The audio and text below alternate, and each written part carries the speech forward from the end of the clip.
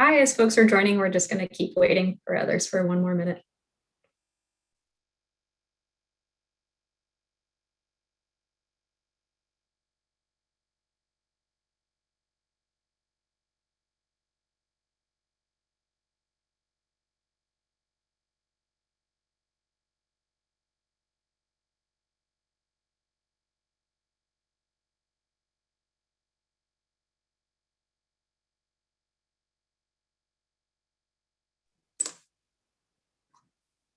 All right, let's get started. Hi, everybody. Welcome, and thank you so much for joining us this evening. Thank you for joining us this late evening if you're on the East Coast. My name is Heidi Sadri. My pronouns are she, her.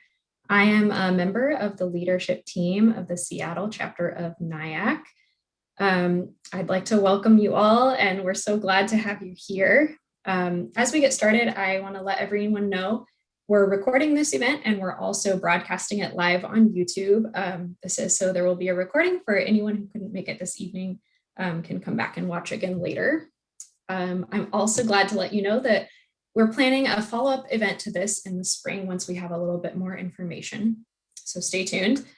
And then real quickly, as a Zoom webinar tour for anyone who hasn't been in this format before, you can see us, we can't see you. So your way of communicating with us is through the Q&A box down at the bottom, where you can submit questions and upvote those of the questions you support from other attendees to bring them up to the top, and that will surface them for us to ask of our panelists a little bit later. All right, now I would like to read NIAC's mission. NIAC Action is dedicated to building political power for the Iranian American community to advocate for peace and diplomacy, secure equitable immigration policies, and protect the civil rights of all Americans. NIAC Seattle is a volunteer-led chapter of NIAC Action based in the greater Seattle area that seeks to support the organization in fulfilling its mission. NIAC Seattle supports this work by hosting local events like this one, collaborating and building coalitions with local organizations with shared priorities, and engaging and activating the local Iranian American community. We represent over 4,000 NIAC members in Washington State and over 1,000 NIAC members here in Seattle. Next, I am so pleased to introduce to you all our introductory speaker, Noah Purcell. Noah serves as the Solicitor General of the state of Washington. Born in Seattle, he graduated from the University of Washington in 2002, where he earned a Mary Gates Leadership Award for his work on affordable tuition. He later graduated from Harvard Law School, where he served as an editor of the Harvard Law Review. After law school, Noah clerked for Associate Supreme Court Justice David Souter and DC Circuit Court of Appeals Judge David S. Tatel. Noah was an associate at Seattle law firm Perkins Coie before becoming Solicitor General in 2013. When the Washington State Attorney General sued the Trump administration over the Muslim ban, something happened to our script. Noah made the oral arguments in court and was successful in halting the Muslim ban. Following that, he gained national recognition and was named one of the most influential people in Seattle by Seattle Magazine. Noah has spoken out on the Muslim ban because he and his family have been personally impacted. His wife is the daughter of Iranian immigrants. And with that, I'll hand it over to you, Mr. Purcell. Thank you very much. It's really wonderful to be here with everyone tonight, and I really appreciate the invitation and appreciate NIAC putting on this important event. So the last 4 years have been a very scary time for the Iranian American community, and it's wonderful to be with all of you at a time that seems more hopeful. But I want to talk a little bit about the importance of not forgetting the lessons of the last 4 years. So I became Solicitor General of Washington in 2013, and if you had told me then that Donald Trump would be elected president, that he would ban people from 7 countries, including Iran, from coming to the United States, and that I would argue a case in court to block that ban and gain all sorts of national attention, I would have said that you were completely crazy. None of those things would ever happen in a million years. But of course, they all did. And so the first important lesson, I think, to take away from these years is that we should not take anything for granted. I still remember very clearly sitting at my desk just over 4 years ago, Friday, January 27th, 2017, when Donald Trump signed the first Muslim travel ban. And I remember reading through it that I just could not believe it. I could not believe that in 2017, the United States would ban people from coming to this country just because of where they were from. I couldn't believe that we were banning, children, that we were banning grandparents, that we were banning people who wanted to come here for education, for medical care. It was just so clearly misguided, so clearly not about making our country safer, and so clearly actually about politics. And it was so personal for me, in part because, as Heidi said, my wife's family is from Iran. She has many relatives who have come to this country to build a better life for themselves and their families, and many other relatives who live in Iran and who come here to visit, to visit their grandkids or for birthday parties or weddings. And of course, many of those people are the nicest, most loving people you could ever imagine. And the idea that any of those people pose any kind of threat to this country is absurd and offensive. And so I was furious as I read through that order and very personally just appalled. And I also, of course, as a lawyer looking at it, just thought that it was profoundly illegal and immoral. And I very much wanted our state, Washington, to do something about it. I wanted us to stand up in court and say, this is not who we are as a country. These are not the principles that we stand for. And that we, at least here in Washington, hopefully we've learned something from the mistakes of the past about discriminating against people just because of where they're from. So I went and I talked to Attorney General Bob Ferguson, and I was very, very happy when he very quickly made the brave decision that we would bring this lawsuit. And then I led a team of attorneys in our office who worked pretty much around the clock for the next 2 weeks to block the first ban. The ban was issued on Friday. By Monday, we had filed our lawsuit. It was just a few days later that we got the temporary restraining order. And then just a few days after that I was arguing in the Court of Appeals to protect the victory that we had. And of course, after we won that case, Trump abandoned that first ban and unfortunately then, of course, went back to the drawing board and issued the second and the third travel bans, which we also challenged in court, and which unfortunately the Supreme Court eventually upheld the third version in a lawsuit brought by Hawaii. And after that ruling, it became clear that the Supreme Court unfortunately was going to not step into some of the worst things that Trump would do, and that some of these issues, some of these terrible policies could only be undone by electing a new president. Fortunately, we just did that, and now here we are at the beginning of 2021, and things are looking more hopeful. We have the Biden administration already has gotten rid of the Muslim ban, is beginning to make progress on moving our immigration system towards a more humane, more sensible approach. So, we should all be celebrating that, and we should all be hopeful about that, but we also can't forget what's happened over the last 4 years. And I think that, many Iranian Americans thought that if they came to this country, if they worked hard, if they achieved success, that they would be accepted and that they would not have their rights threatened for no reason. And of course, they should be able to expect that coming to this country. That's what we're supposed to be all about. But sadly, the last 4 years taught us that that is not enough. More has to be done. And now, in this hopeful time, we have to remember that lesson. And in particular, one of the things that I love about this organization is that it encourages Iranian Americans to get involved in their communities and in the political system and make their views known. Because this is a community that has an incredible story to tell about the history, about the history of Iran, about the history of Iranian Americans, about the contributions of Iranian Americans. And it's a community that can have a lot of political power if it gets organized and gets involved.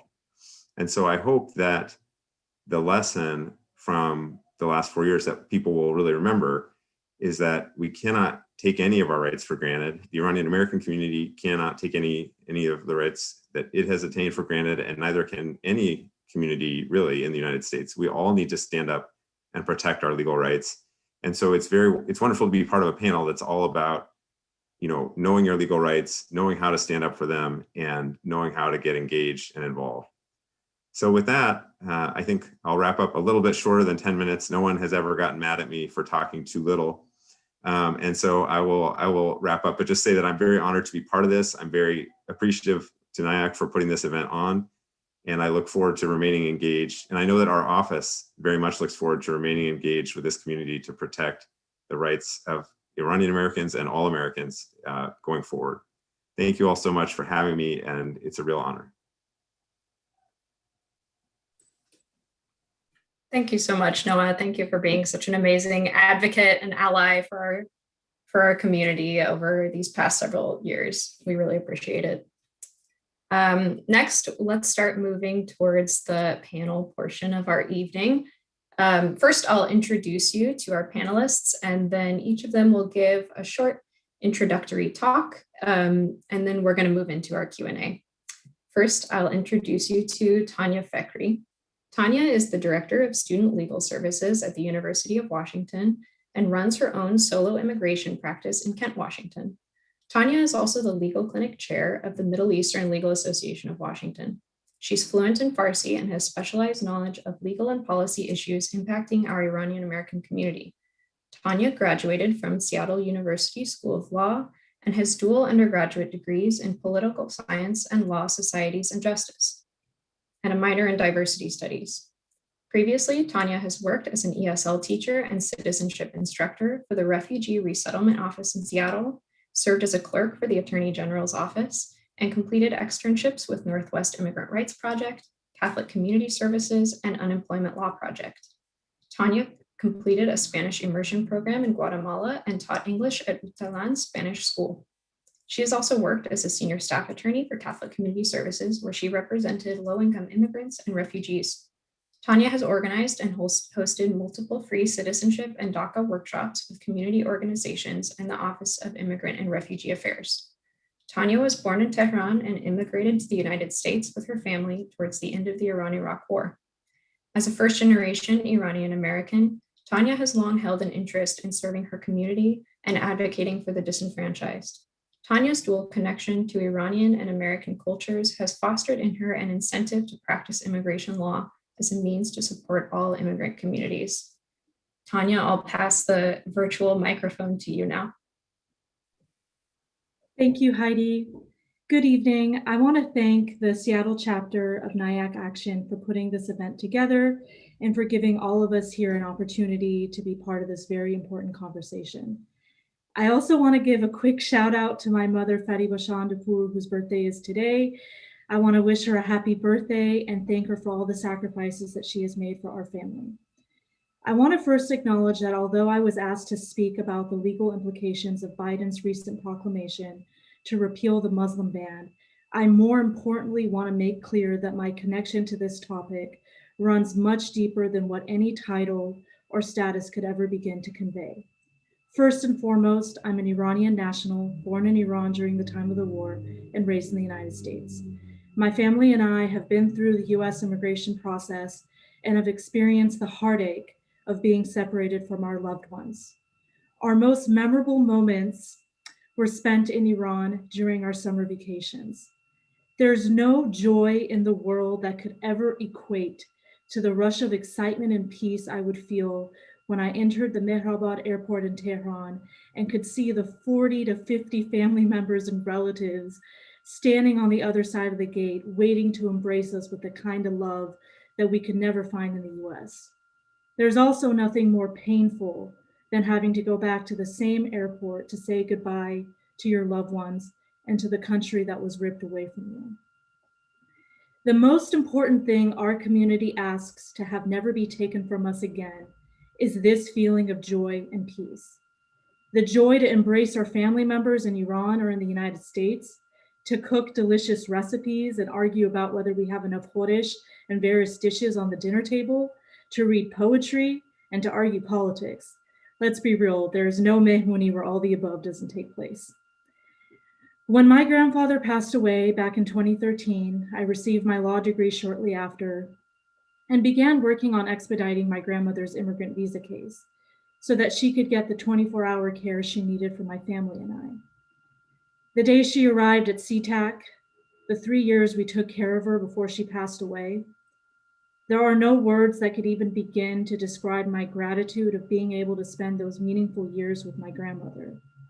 I can only imagine the feeling of hopelessness and defeat when other Iranian nationals who were petitioning for their family members, beginning in 2017, who were denied the right to be reunified with their families. This is why we are here today.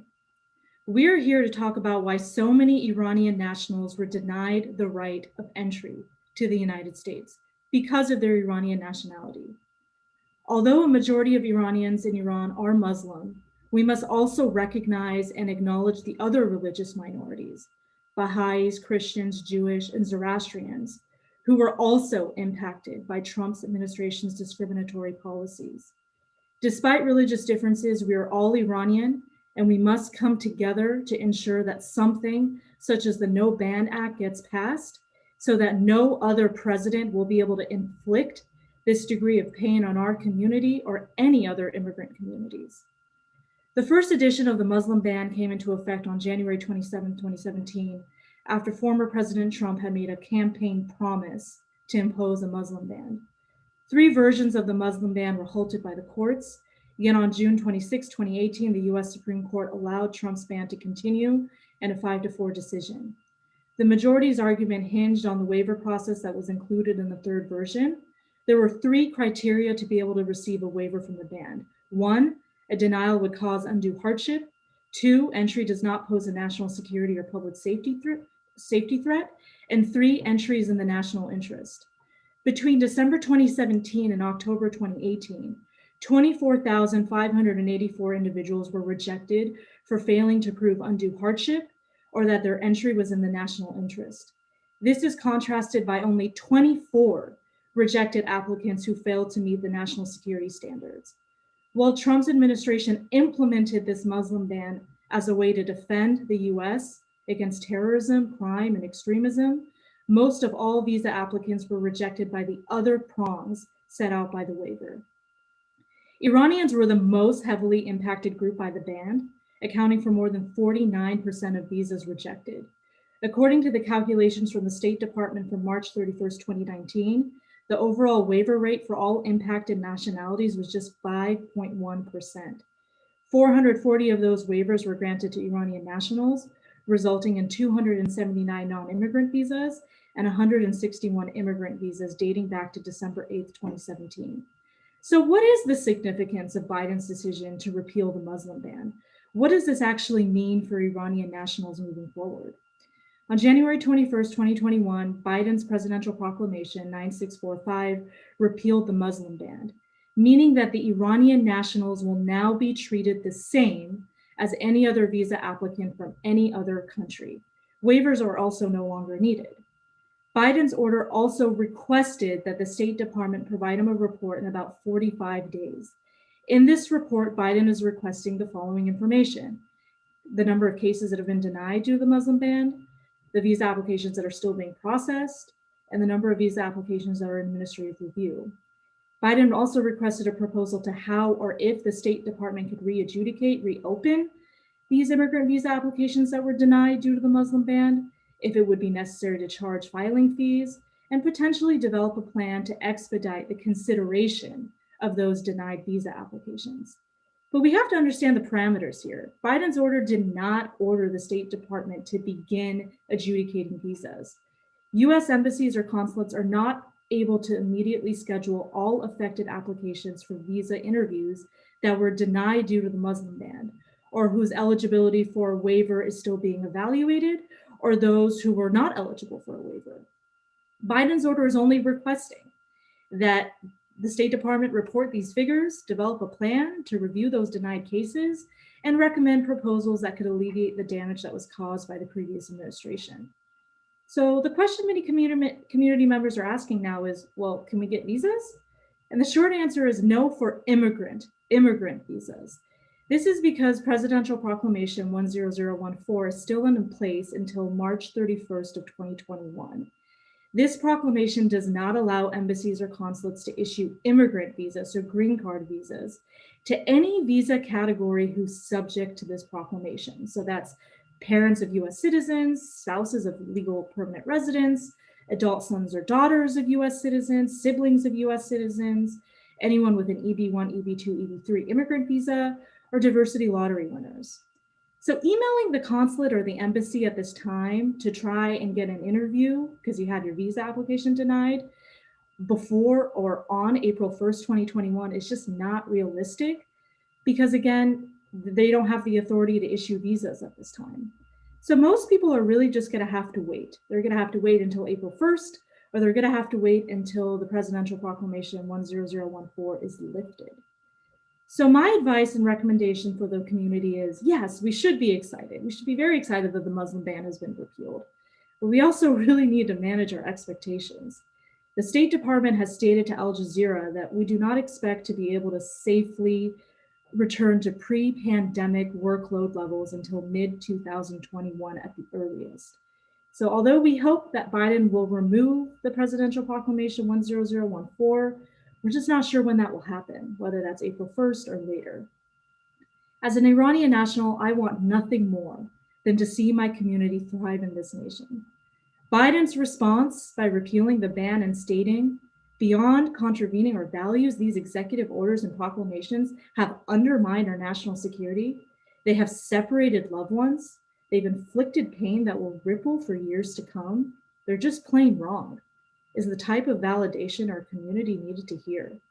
We hope 2021 will be the year that many family members who were separated by the Muslim ban will soon be reunited. Thank you. Thank you, Tanya, for grounding us in that history of the ban, and then also kind of breaking out what Biden's proclamation means, but also what it doesn't mean, and how we can manage our expectations as we look forward. And of course, happy birthday to your mom. Most importantly, I can't believe she's sharing you with us today. We owe your mom a big thank you. Thank you. All right, next, Sahar Fatih is the policy director for the Washington State Attorney General's Office. She's previously held policy and legislative roles for King County and the city of Seattle. Sahar graduated from the University of Washington School of Law and holds a master's degree in international studies from the University of Washington. She also holds degrees in French, international relations, and international law. Sahar is a past president and co-chair of the Middle Eastern Legal Association of Washington, as well as the founder of its legal clinic, the first Middle Eastern legal clinic in the country. She is a current board member of One America Votes and a past board member for the ACLU, Northwest Immigrant Rights Project, and the United Nations Association. When the Muslim ban took effect in early 2017, Sahar spent many early mornings at SeaTac Airport volunteering to help impacted families. Sahar has worked on immigrant and refugee issues for 15 years, both nationally and internationally. She was named one of the smartest people in Seattle politics by The Stranger and was named one of Seattle's smartest global women by the Seattle Globalist. She received a Rising Star Award from the Northwest Asian Weekly and received national recognition for her program, the Refugee Women's Institute. She has served as adjunct faculty at both Seattle University and the University of Washington School of Law. All right, all yours, Sahar. Thank you, Heidi. So I guess first, thank you to NIAC for hosting, for asking me to be a part of this amazing panel. It's such an honor. And I love that everyone can pronounce my name. I'm pretty sure that has never happened in the history of panel discussions. And Tanya, to your mom, Tavallud Mubarak. Obviously, we should have started with that. That is like so big and huge. Your mom is so wonderful for letting us have you for the hour. Maybe I'll start a little bit with my family. So I was born in Boston. We moved to Washington State when I was in high school, and my parents came from Iran with the revolution in 1979 as students. They met here. They had me. My mother tried to take me back to Iran almost every summer as soon as I could speak. and I still have a lot of family in Iran, a lot on both my dad, my mom's sides. And I had a big smile on my face when Tanya was describing arriving at the airport, because it's 100% true. It is the most amazing moment to see your whole family show up to the airport and have their faces against that window. And to see all the people who look like you and are speaking in Farsi. And, it's an amazing, amazing experience. And to Noah's credit, right, like it has been a long 4 years for Iranians. I think, to start with the Muslim ban, there are a handful of memories that you will never forget. And the night of the Muslim ban is one of those moments for me. People remember, we've talked a lot about how January 2017, President Trump signed it. He impacted thousands of people around the world. People were in planes. The first version of the executive order, banned for 90 days nationals from 7 Muslim countries, right? Iran, Iraq, Libya, Somalia, Syria, Sudan, Yemen. And it was sort of the beginning of what we were going to see in terms of discriminatory policies from Trump.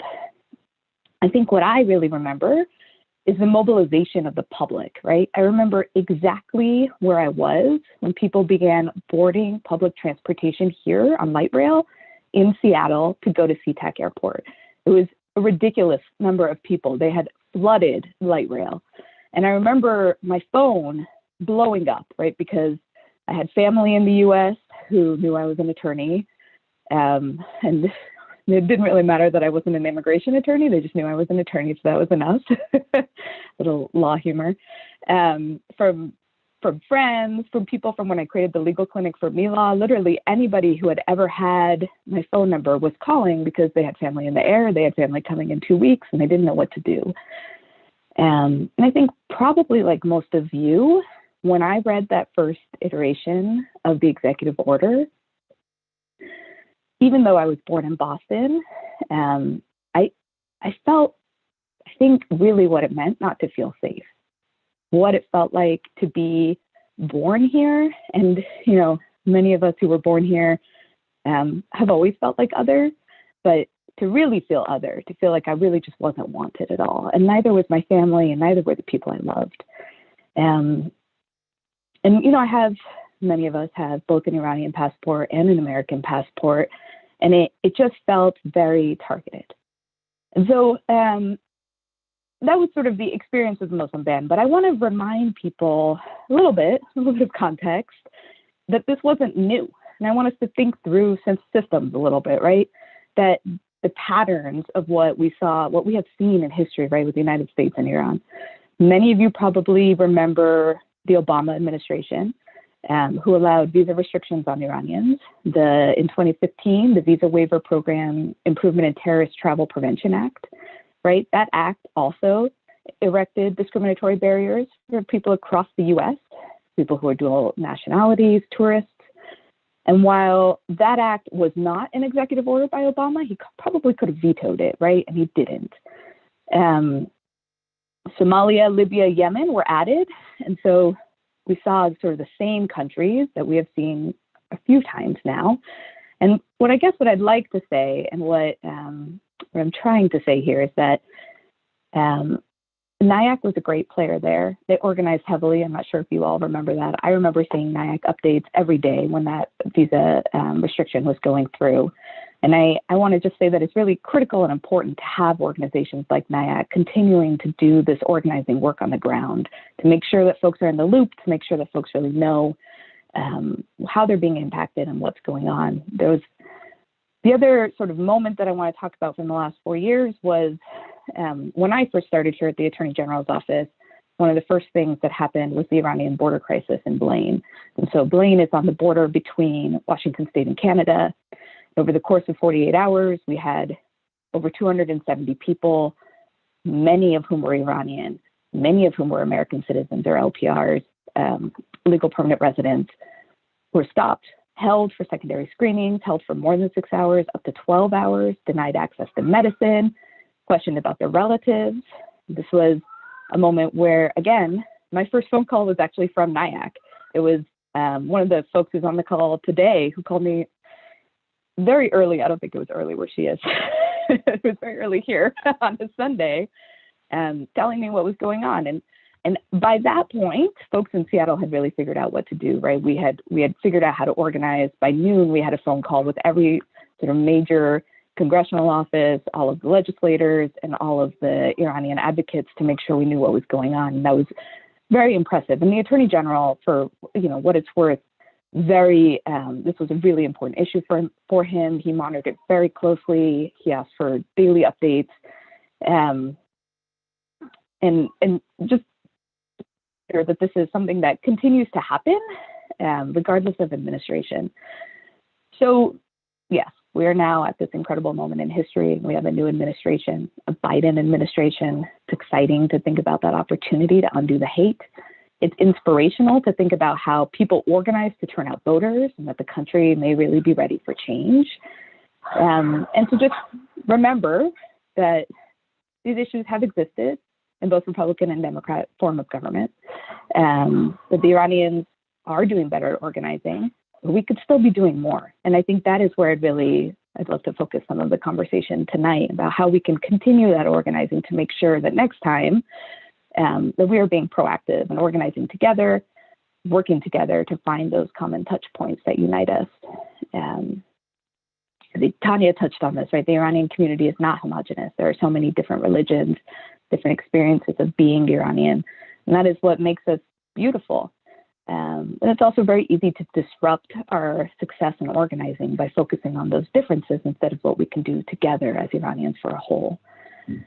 So I actually don't know if I'm out of time. I am excited for tonight's conversation to think about all of you, what it means to be united, proactive, and political, and have the opportunity to reset and really name the future of how we want to be treated in this country. Thank you. Thank you, Sahar. You speak to like so many experiences that I think like I know I relate to, and I'm sure all of us here, just like both you and Tanya paint the picture just exactly right. And yeah, thank you for like reminding us of the patterns that Iranian Americans have felt, not just in the past 4 years, but for so much longer. And truly, like when the Blaine border crossing thing happened, it was NIAC that like gave me a place to go and a place to organize. And there's like so much value to that. All right, now we will really move on to the Q&A. Thanks for the folks who have already started dropping questions in the question answer box. Please keep that up. Before we jump in, I want to mention ahead of the event, we did receive several specific legal questions, and we thank you for those questions. We can't answer those here, and we can't give legal advice here. We do advise you to connect with an immigration attorney for those specific questions. But thank you for submitting those, because they really speak to what we're getting at here, which is that we are in a complicated situation that is hard to navigate and that feels like it's constantly changing, because it is. So thank you for trusting us with your questions. Now we're going to jump in. We'll start with a question. We're going to alternate between some pre-written questions and some live questions. So find that Q&A box. I will start us with this question. And this is for either of you, Tanya and Sahar. You can, I don't know, tag team, whatever you want to do here. We'll start easy, maybe. What are the changes to the visa review process following Biden's proclamation that reversed the Muslim ban? I can start. So as I mentioned, that the Biden repealed the Muslim ban. And really, what does that even mean? That means that Iranian nationals are going to be treated the same as any other visa applicant from any other country. So the burden of proof was shifted on the applicant, which is not something that the Immigration Nationality Act requires when someone is going through consular processing. So there's no longer that shift in the burden of proof. There's no longer the criteria that you have to prove. So the 3 criteria that I went over, the undue hardship, the national security, and the national interest. And that's going to make it a lot easier for people. And, you know, it's going to stop any delays or officers putting certain cases mistakenly in administrative review, where there really isn't much you can do after that. However, there are still other things that are still in place that are worth bringing up. So they're the military requirements. So every time somebody tries to immigrate to the United States, one of the questions and one of the pieces of evidence that needs to be included is whether they've completed any kind of military.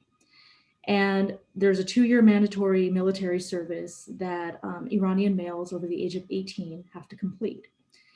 And if part of that military is with SIPA, then that is something that they would have to disclose. So you can't, there's definitely consequences if you don't disclose information, and then you get an immigration benefit later from that. But with that requirement hasn't been lifted. So if someone has been involved in SIPA, this could be like 40 years ago, 50 years ago, really doesn't matter timeline, then they are not allowed to immigrate to the United States. Now, the Biden administration may make changes to the IRGC terrorist designation list right now. They might interpret the affiliation. They might look at how far back the person served, really look at other factors rather than just sort of making it like, if you've been in SIPA, you're done. But for the most part, anyone who's been a part of that will get denied, and there are very rare exceptions for people who've been able to bypass this. But again, because there's been a lot of language with extreme vetting in the new proclamation, there is a chance that this may change.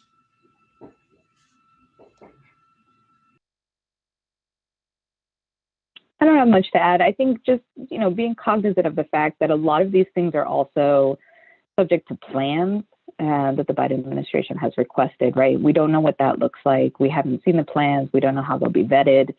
And just that there still is a lot of uncertainty, right? It's very early in the administration.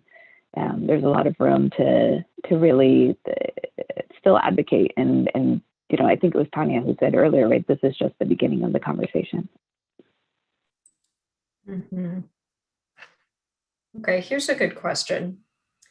I like this question. How would no Muslim ban ever work? Is it really possible to prevent a future administration from undoing progress again?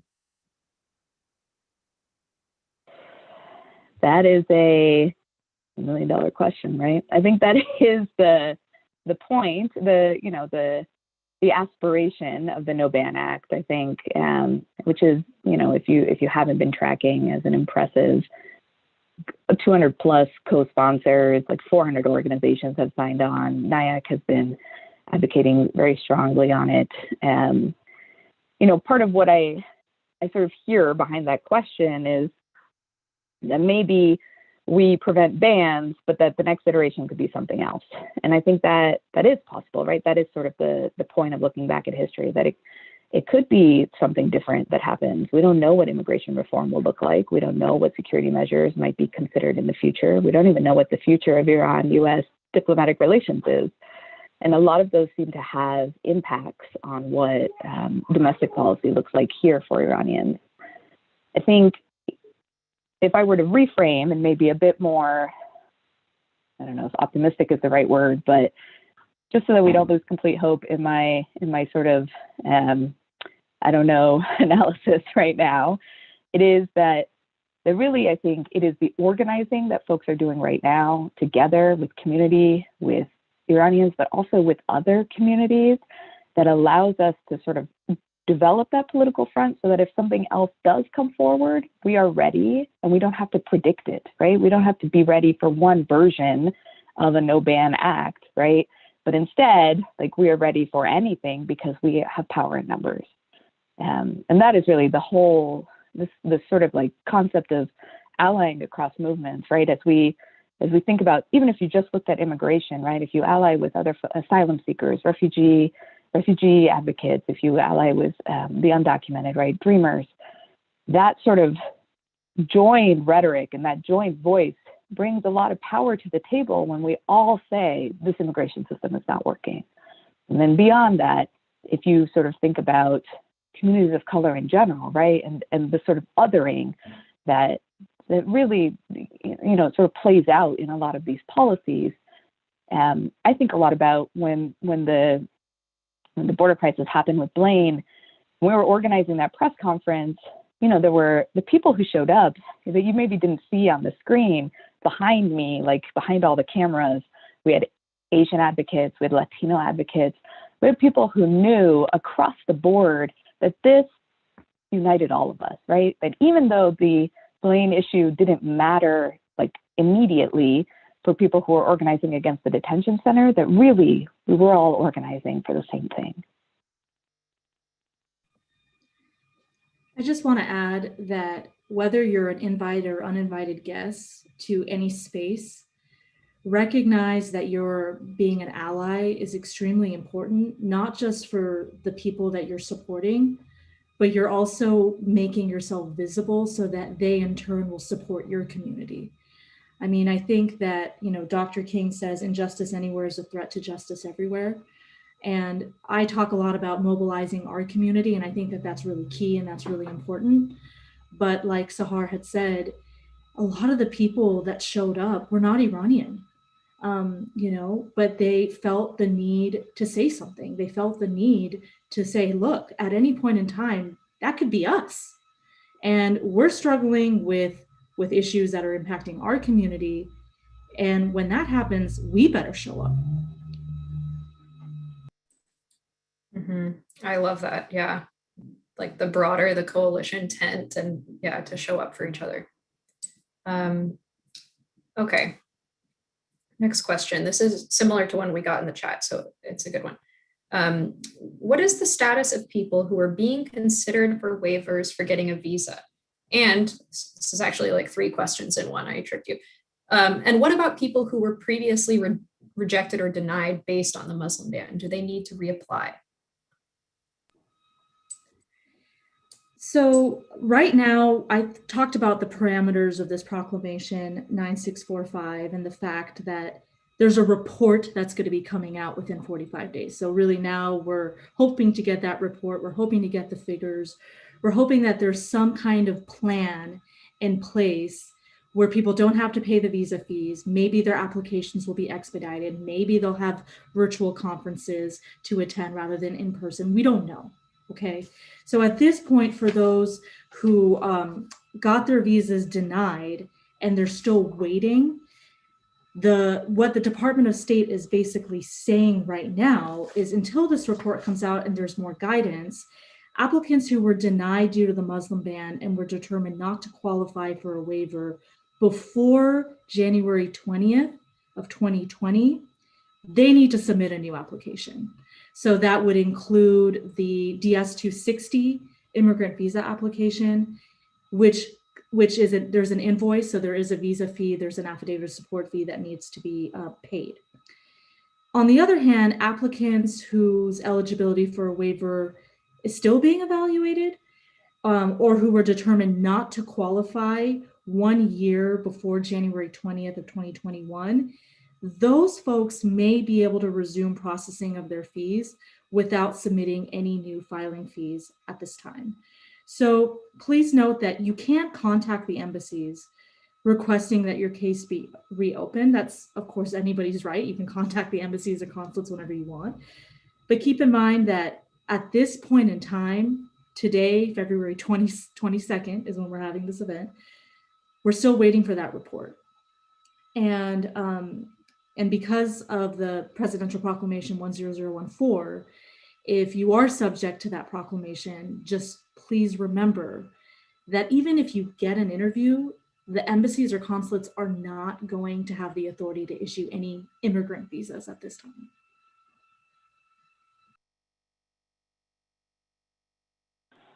We'll say, I don't know if this is helpful, but just to expand on what Tanya mentioned, it says that the request is a proposal to ensure that individuals whose immigrant visa applications were denied on the basis of suspension and restriction on entry may have them reconsidered, which to me is a little bit more optimistic than just sort of letting someone decide whether or not it's even possible.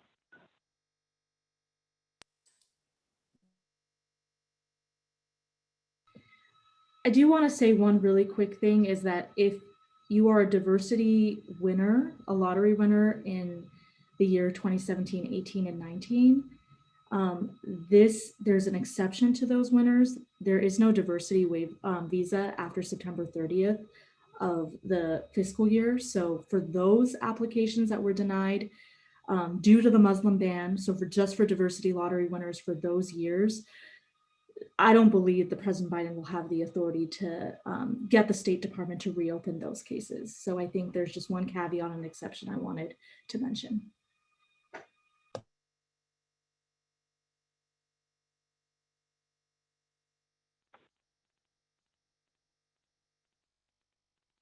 Tanya, we might have lost our question asker, our moderator. It's just you and me all by ourselves. This is kind of scary. Yeah. Well, we could just have a back and forth. My back for real? Yep, you're back. Gosh. Technology errors happen, don't worry. You're doing great.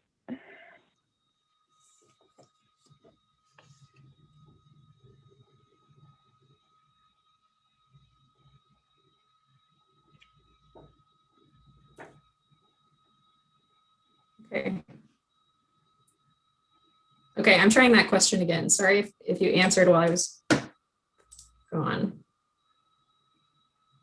Oh boy. The question was, what can we do individually to help push through a No Ban Act? Oh, I didn't hear that. I'm sorry. Okay. I'm so okay, sorry. We're Ethernetted up over here. We're all doing great. We're doing great. What can you do individually to push the No Ban Act that's currently being considered? Is that the question? Well, I mean, like certainly reach out to your electeds to see where they are, if they are supporting it. I think, you know, beyond that, you know, if your elected is already supporting, there are so many, that's great. But then also working with local organizations who do put a lot of pressure on legislators to also get them to sign on, right? Sort of building that coalition support is a really great space to be. You know, I think NIAC is well versed in sort of the skill set of campaigning around sort of pieces of legislation, but thinking through, you know, op-eds by folks who may not traditionally be allies on this topic, to really sort of show the cross pollination of lots of different kinds of communities of thought could be a really strategic route to go. And then I think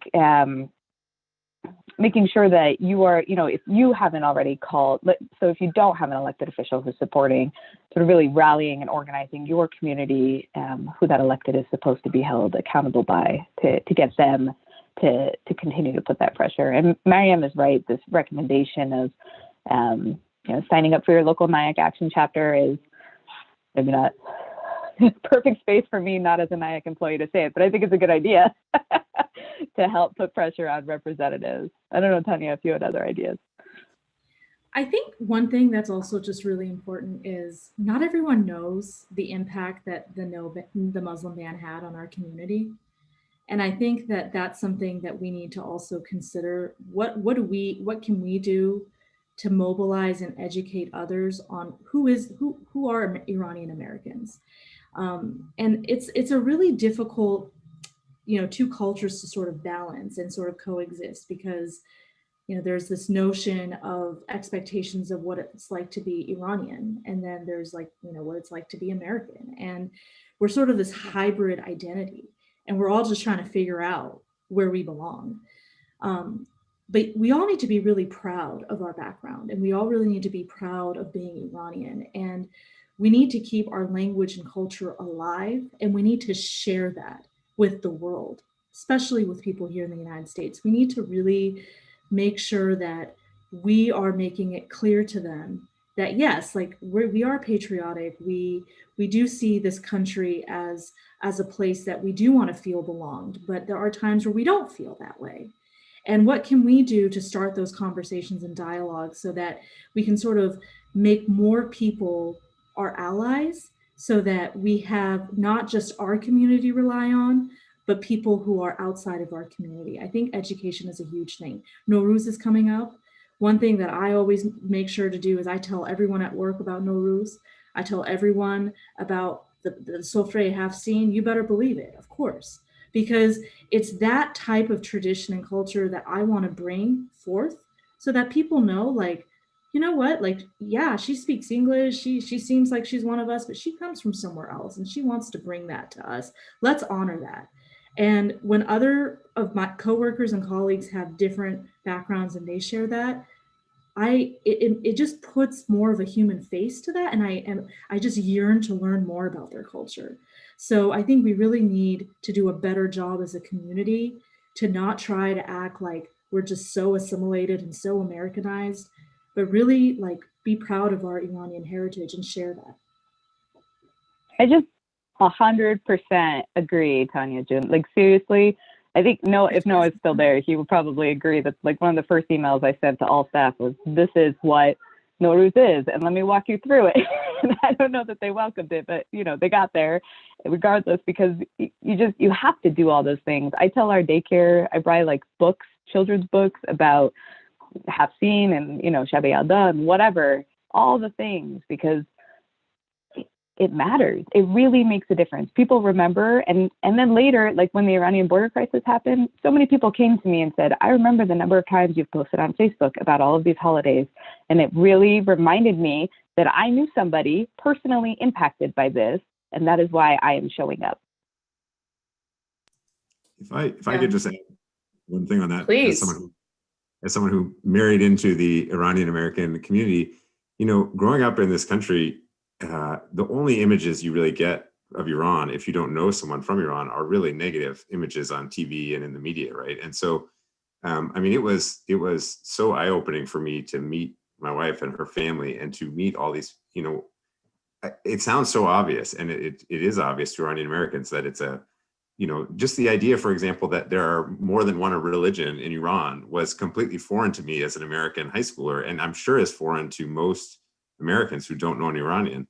Those sorts of ideas, the idea that like Tehran had a subway before we have one in Seattle, stuff like that. It's so basic, but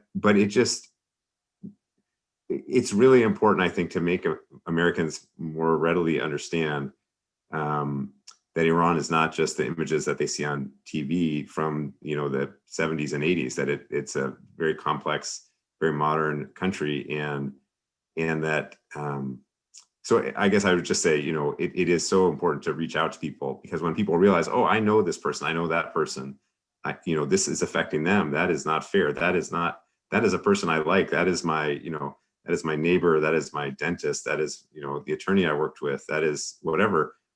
It makes a huge difference. Yeah, thank you, Noah. Yeah, we have holidays coming up, and Sahar, you mentioned Shabe Yalda, and I was thinking, I think I'm the only reason that my friends like know how to open a pomegranate. Like, I don't know what my friends would do with pomegranates without me. You're welcome. You gotta bring the skills. You gotta bring the skills.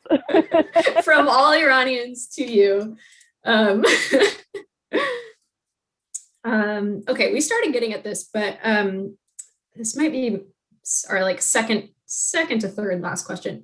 How have Iranian Americans been treated differently than other groups under the Muslim ban? What's been so unique about the targeting specifically of Iranian Americans?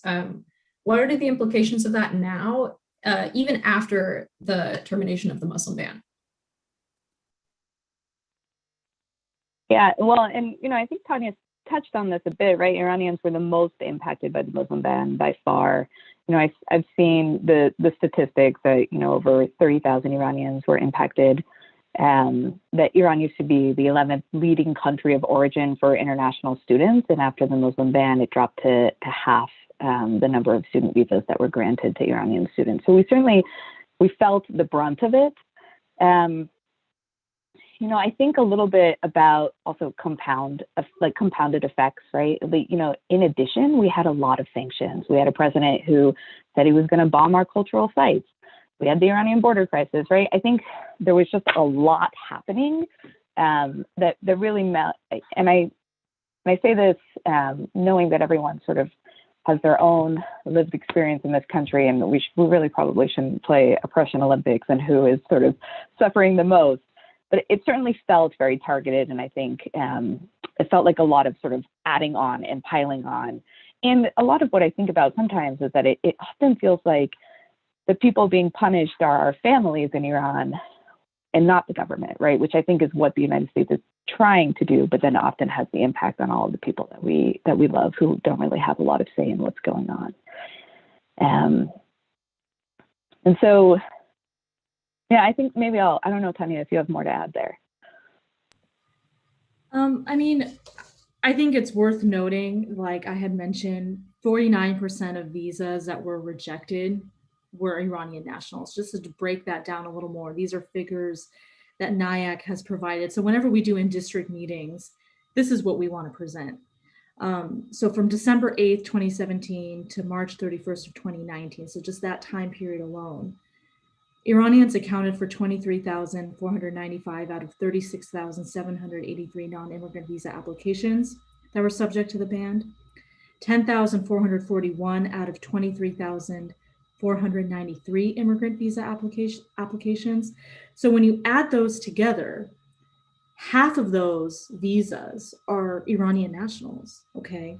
So the ban did feel, like Sahar was saying, was targeted to us because most of those numbers are folks who are applying from Iran.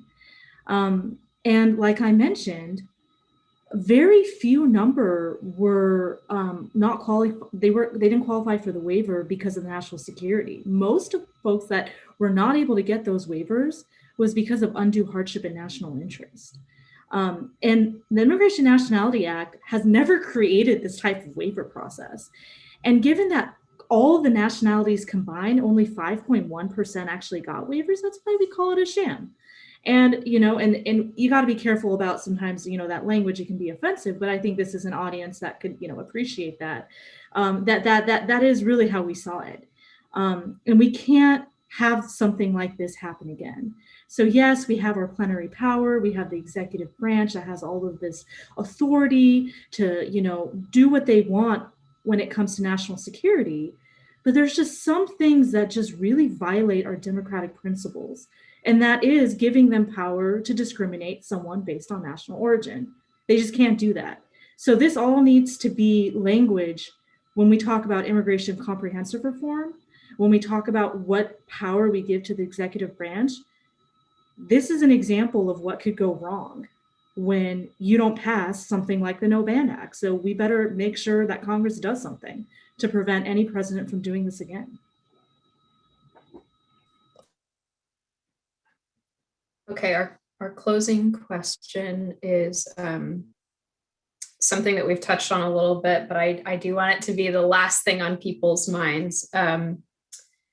As we're thinking about how we guard against the return of a Muslim ban or a similarly discriminatory policy in the future, who are we thinking of as our allies? What are we asking of our legislators? Yeah. Let me hand that over and then we can wrap up.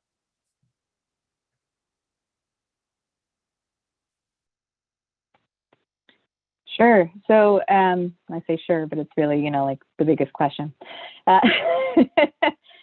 I think, you know, as we are sort of thinking about what can we do and who are our allies, I think our allies have really been showing up for the last 4 years, right? And I think we need to really cultivate that base, the folks who have shown up. And I think, you know, when I think about organizations in Seattle in particular, you know, the ACLU, Northwest Immigrant Rights Project, but also WISN, which is sort of the Washington State Immigrant Solidarity Network. I think about sort of the large base of communities of color right now who are organizing around anti-Asian hate crimes through that sort of really grassroots anti-racist movement. And I think that is a space where we want to bring in those allies and we want to continue to support that movement and think about what it looks like really to have a new immigration policies, a new look at what it looks like to have shared human dignity, right? Instead of this sort of white supremacist sort of you don't belong here. What does it look like to have policies that champion everybody's rights? What does it look like to have policies that generously receive people so that our families aren't constantly scrambling to get here, but that are really well welcomed and received? And you know, at the risk of sounding very sort of optimistic and dreamy, really realizing and achieving that American dream, right? Like I can't speak for others. My parents came here for very specific reasons, right? They wanted better for me, for them. They wanted to sort of to see what that democracy and that liberation looked like. And I think we are sort of looking for in the next iteration of policies around this and proactive policies is, what does it look like to realize that vision?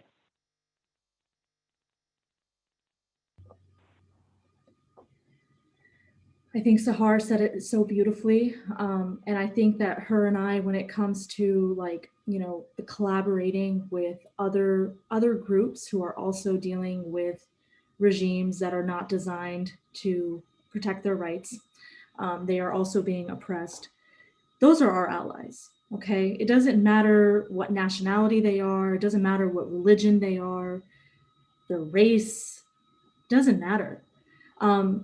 I think as an Iranian American growing up in the US, we have the opportunity to be around a lot of diverse people. You know, I have a lot of friends, some who have status, some who don't have status. And I check myself. I don't think like, oh, I'm like part of the Iranian, I'm an elitist immigrant group, I'm a tokenized. I don't think like that. But one of the things that I think some older generations think like they have that classist attitude of, but you know, we don't have those problems. The other immigrant groups have that problem. We're so educated. What does that even mean? That is exactly the type of agenda that is put in place to bring these communities against one another, to compete against one another. As an Iranian, you should never use the word illegal. I don't care who you are. You should never say racist comments, homophobic comments, and then expect that those communities are going to come out and support you. You need to check yourself and be very mindful of the fact that, okay, again, this Iranian American identity, what does it mean? We can be cultural, we can be traditional, we can love our culture, we can do all that, but we recognize as a community that we need to show up for others, and we need to learn and teach these older generations that we're no better than anyone else. And if you try and assimilate and try and pass as white or American or whatever it is, you're really doing a disservice to all of us, and you're making us earn a bad rep that none of us want. So that's what I have to say.